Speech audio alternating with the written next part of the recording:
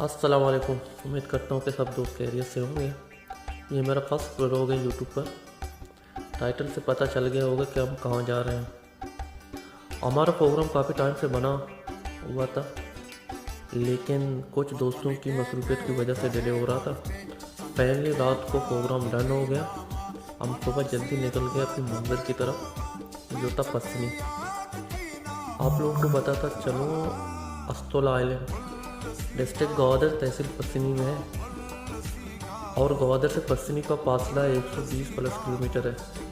पसनी से बोट के ज़रिए 1 से 2 घंटे में आप पहुंच सकते हैं, बशर्ते समंदर नॉर्मल रात हो। हम गवादर से 6 दोस्त निकल रहे थे, बाकी कुछ दोस्त हमारे पसनी में इंतज़ार कर रहे थे। हमारा प्रोग्राम बाइकों पर था, लेकिन सामान ज़्यादा होने की वजह से फिर हम कार में शिफ्ट हो गए और सामान वगैरह हमने सब अपने कार में लोड कर लिया और यहाँ से निकल के डोर की तरफ।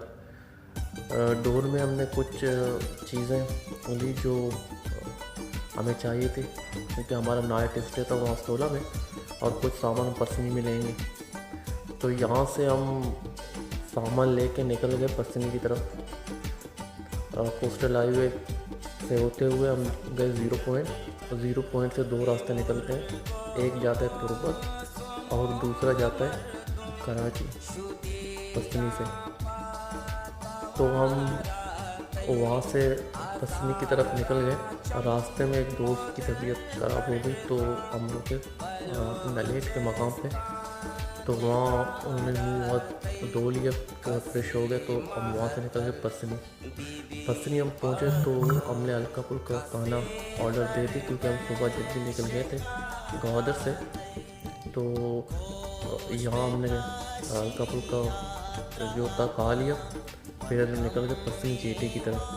हम पसनी जेटी पहुँचे तो वहाँ पर पता ये चला, हमारी अब बेड लक समझे या फिर कुछ इस तरह मामला बना कि समंदर जो था काफ़ी पीछे था, तो बोट निकलना बहुत ही मुश्किल था।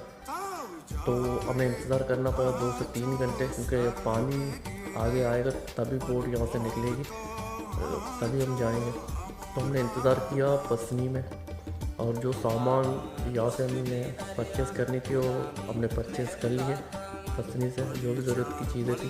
क्योंकि लास्ट पॉइंट है पसनी है, यहाँ से आगे आपको कुछ भी नहीं मिलेगा। यहाँ से आप जो भी खाने पीने की चीज़ें हैं, जो भी यहाँ से आप लेके जा सकते हैं। तो फिर समंदर आहिस्ते आहिस्ते आगे आता रहा। हमने अपनी जो चीज़ें थी, स्लीपिंग बेड